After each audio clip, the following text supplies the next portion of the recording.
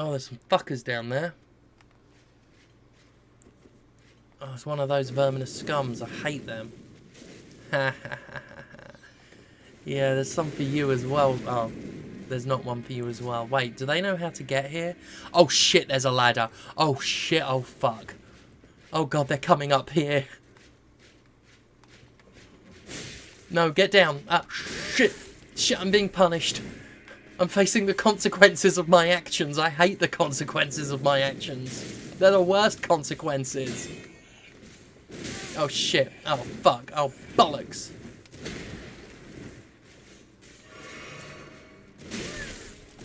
Oh no.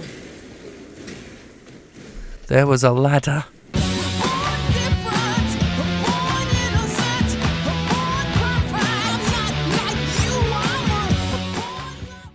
Elden Ring has been released, and with it has come a flurry of discourse. But the only real point in this discussion to be acknowledged is that I'm a better Elden Ring player than you. And I'm going to stake my entire identity on that. I might not be better at playing the game, but I'm better at enjoying the game than you, than all of you, really. 1v1 me as we discuss the themes. Bruh. I think that's all that really needs to be acknowledged, but I get paid to make videos, so I can't just go, so I suppose we better talk about video games instead of playing them.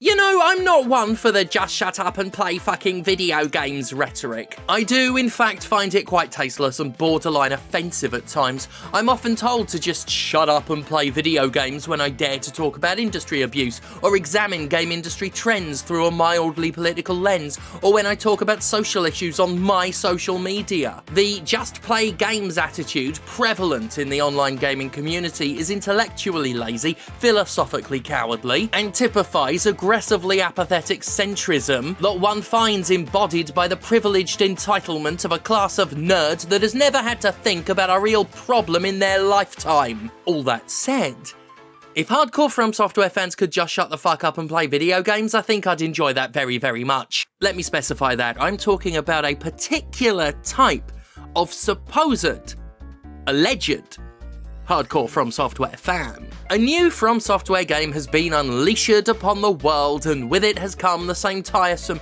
dreary, circular discourse that occurs whenever FromSoft offers up its particular blend of challenge, depth, beautiful bleakness, and obfuscating lore. As per the usual, the endless debate over game difficulty and accessibility has reared its all too familiar head, and while I usually wade into the fray with embattled diligence to argue that easy modes are perfectly acceptable, optional, and not at all problematic in literally any video game, I'm not going to argue anymore, because it's not an argument these days, it's just a performance. The community is on autopilot with this endlessly repetitive debate. There's no hope of a resolution. Long ago, this whole discussion became nothing but an exercise in grandstanding. I've pointed out before that for all my show gets accused of repeating points, which it does, yes, actual gamer discourse is itself perpetually recycled garbage, the same tiny handful of debates repeating themselves over and over again. Stupid and insignificant controversies surrounding review scores,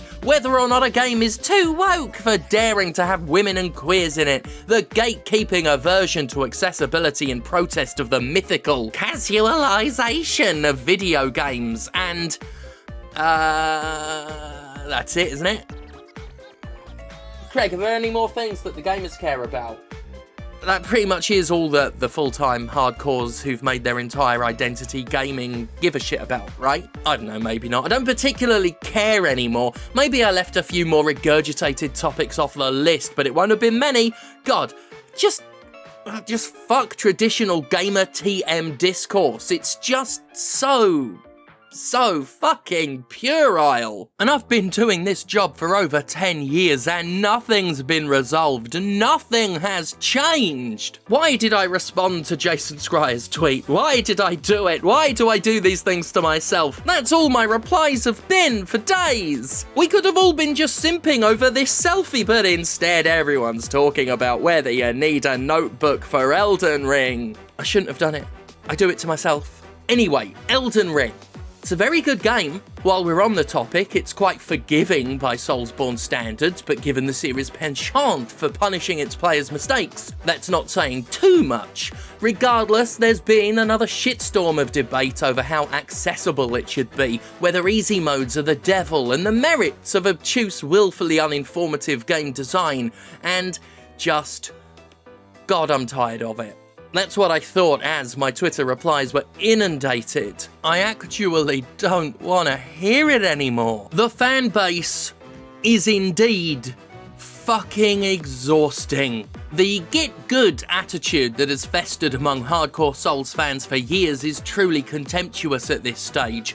Get good once started as a joke, but has since been taken far too seriously by people who stake far too much of their self-esteem on whether or not they can fight a pretend dragon without any friends. It's worth noting that nobody's actually impressed if you're brilliant at video games. None of us actually care. In fact, the more you brag about it as if it's worth a damn, the more we think you're fucking pathetic.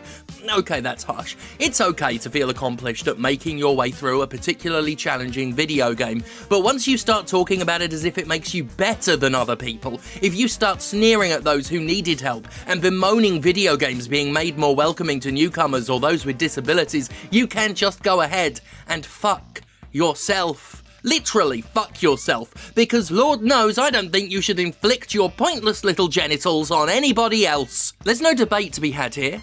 No argument. I could actually provide a litany of reasons why accessibility in a video game is good. I could point you to Laura Kate Dale's Accessibility series. In fact, actually go look at that series, it's very good. But to make the arguments here on this show, I feel like I'd be wasting my goddamn time, because they just need to be said again the next time a hard game is released and gamers TM glom onto it to swing their dicks around. Let me just say this. Plain as day. The more accessibility options a video game has, the better. And that's just that. That's just the way it is. This isn't a subjective opinion. There is no debate here. It's a stone cold, goddamn, fucking fact. Literally every game is better when it has more accessibility options. And the more accessibility options literally every game has, the better. Like, it's never made sense to me that anybody would have a problem with more people enjoying a good game. First of all, more people having a nice time is never bad. Why would you not want other people to have a nice time unless you're a misanthropic shitfucker? Second of all, if you love these games as much as you claim, surely you want more people to enjoy it. The more successful the game is, the more it reaches people, the more money it'll make, the more content will be made available, the more game you will have to enjoy. Plus, the more successful a game is, the more people that it reaches, the happier the developers will be. And do they not deserve to be happy after making you happy? The only people who would, in fact, have a problem with that are pricks. Gatekeeping, elitist, sad little pricks. And this is why I decided to make no substantive arguments in favour of accessibility today, because the people who need to hear it explicitly don't want to. They don't care. They're selfish. They only view these games through the single lens of how they want to play it, how they engage with the medium, and what they believe is the one true way to experience video games. Anything that dares to challenge or confront that is met with hostility. Because on the whole, a lot of these people only know or care about video games. They don't have other interests. If there's one thing Gamergate taught us, with all its gatekeeping, elitism and hatred of minorities, it's that people with no form of enrichment outside of video games can be right dickheads. Those who have pinned their entire sense of self on a single geeky medium naturally don't want a diverse range of people to get into video games, because then it will reflect how much of an individual they aren't. When loving video games became mainstream, a lot of people who love only video games didn't feel special anymore. So to the supposed From Software fans, the really hardcore ones who get way too invested in this shit, please stop. You're beyond the point crossed by the Undertale fan community at this point, which I say as a huge Undertale fan, your endlessly antagonistic and frankly miserable attitudes whenever a new game comes out just puts people the fuck off. Which I guess is indeed what you want. You clearly want to limit the number of people who can enjoy these games, but speaking as someone who really enjoys From Software's output, it's just fucking draining at this point. And you know, for all of your self-aggrandizing, for all of your representing yourself as a true Soulsborne fan, you're not actually representative of the proper Soulsborne fan base. You may visibly represent it through the sheer volume of your caterwauling, but you're not representative of what the series is designed for, who the series is designed for. Because for as much as it challenges and punishes a player, it's a series of jolly cooperation, of experiencing hardship together, and despite the ability to invade the worlds and ruin the lives of other players, in the face of its overwhelming challenge, the Soulsborne series is ultimately about not being a fucking dick to other people. Let me explain that point. Many years ago, when Demon's Souls was released, I made this argument that it is one of the best multiplayer experiences, and I wasn't actually talking about any of the cooperative or invasive elements of the game. I was actually talking about the little phantoms you see of other players existing in the world in the same areas as you. If you are unfamiliar, Elden Ring does this as well. You see very temporary glimmers of other players in the same area as you, performing actions in real time. Just the character models rolling, fighting, exploring, whatever. And I absolutely loved that as a concept, because to me, it sent the message that even if you're on your own, you and a whole bunch of other players are suffering together. And that to me was a very crucial point of that experience. You might be facing all of these hardships, you might be facing them on your own, but so is everybody else. Shared suffering, it's better than suffering on your own. I certainly know that when I'm going through a rough, traumatic, upsetting time, I find myself wishing everybody else was. So yeah, that's what the Soulsborne series has always meant to me.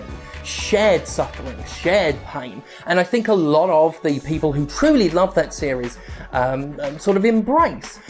We see this in the messages that are left on the floor for other players, warning them of impending doom. We see this with the amount of players that actually post up for cooperative play, which is one of my favourite things to do. You know, I'm very much a dedicated Sunbro. I'm all about the co-op. And that's what I mean when I say that I'm better at video games than all of you. I am just the best one because I understand video games and you don't. Prick. Thank God for me. Hello boners, James Stephanie Sterling here, just sending you a friendly reminder that we sell shit on the internet. If you go to thejimporium.com, we actually have our ridiculously popular The Gays Can Do Whatever They Want shirt back in stock, plus an option for pre-sale when it inevitably sells out again because it goes really quickly. We've also got a range of anti-capitalist pins via Conrad Zimmerman's Pinful Truth range, and some Laura Kate Dale merchandise as well. All of this fun tat available at thejimporium.com. Buy it. Just buy it. Please.